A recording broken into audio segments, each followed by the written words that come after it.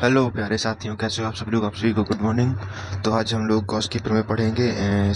दूसरा टॉपिक है वैद्युत क्षेत्र के बाद इसका गॉस की प्रमेय है। सिर्फ गॉस की प्रमेय पढ़ेंगे, अगले वीडियो में इसके अनुप्रयोग पढ़ेंगे। ठीक है, तो गॉस की प्रमेय क्या कहती है ये देखते हैं। बहुत ही सिंपल प्रमेय है। सबसे पहले गॉस की प्रमेय लिख लेते हैं, होती क्या है।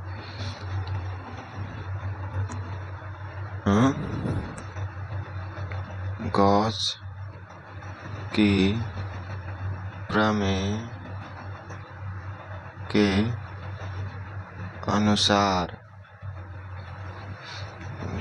प्रमेय के अनुसार गॉस की प्रमेय के अनुसार वैद्युत क्षेत्र में स्थित किसी स्वेच्छाकृत बंद पृष्ठ से अविलंब निर्गत होने वाले वैद्युत फ्लक्स उस बंद पृष्ठ द्वारा प्रबद्ध कुल आवेश का 1/ε0 के गुना होता है। यानी कि लिख लेते हैं,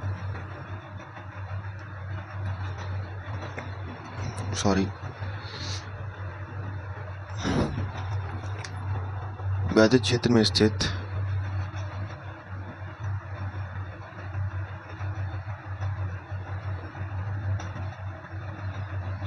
वैद्युत क्षेत्र में स्थित किसी स्वेच्छाग्रहित बंद पृष्ठ आवेश से किसी स्वेच्छाग्रहित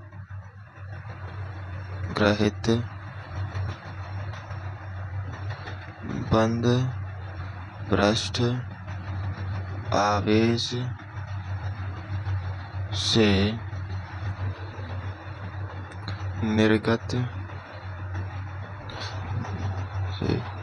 निर्गत या अविलंबवत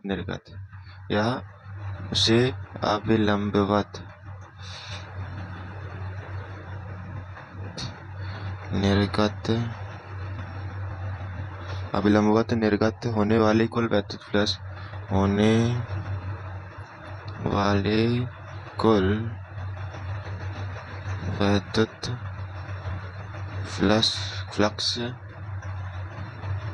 फ्लक्स उस बंद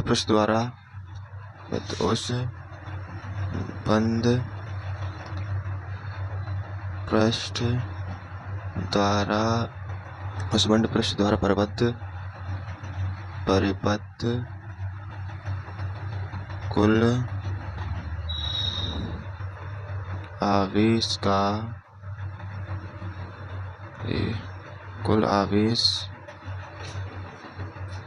Q का 1/ε0 गुना होता है।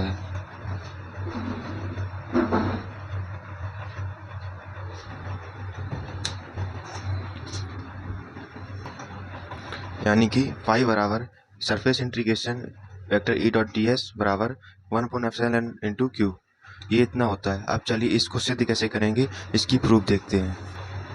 आप देखिए इसको क्या करेंगे। अब यहाँ पर ये देखिए चित्र बना है, ठीक है। इस चित्र में दिखाया है कि एक मान लीजिए ये काल्पनिक गॉसी पृष्ठ,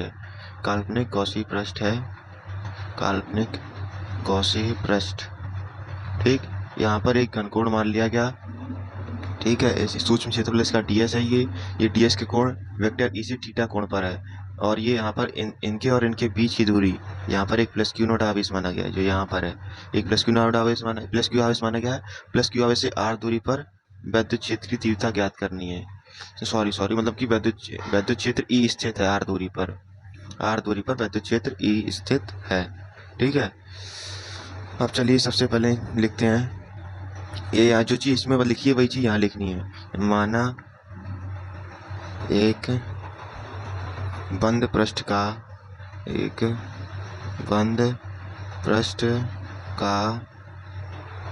क्षेत्रफल S तथा उस पृष्ठ के भीतर किसी बिंदु पर तथा उस पृष्ठ के भीतर किसी बिंदु O पर प्लस क्यू आवेश रखा है, ठीक है। ये देखिए प्लस क्यू आवेश यहाँ रखा है, यहाँ पर रखा O बिंदु पर, यहाँ पे क्षेत्र अलग बना दिया, ठीक।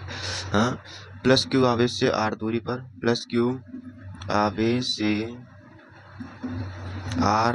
पर दूरी पर कोई बिंदु P स्थित है। ठीक है, यहाँ से कोई बिंदु P स्थित है, यहाँ से लेके यहाँ पर कोई बिंदु P स्थित है। ठीक, प्लस अब यहाँ पर एक दूसरी लाइन बनेगी, प्लस Q आवेश के कारण, लाइन चेंज करके लिखना, प्लस Q आवेश के कारण R दूरी पर विद्युत क्षेत्र की तीव्रता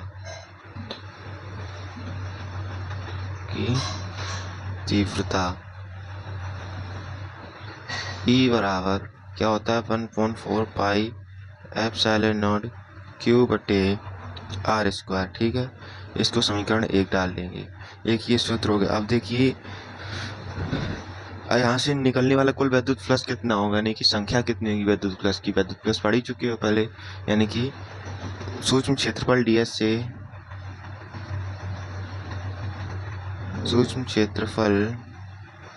ds से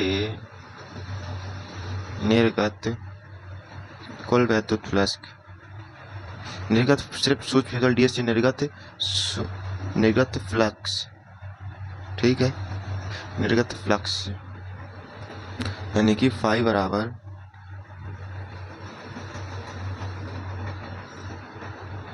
निर्गत कुल फ्लक्स, यानी कि देखिए क्या होता है, चूंकि फाई बराबर होता है वेक्टर फाई बराबर होता है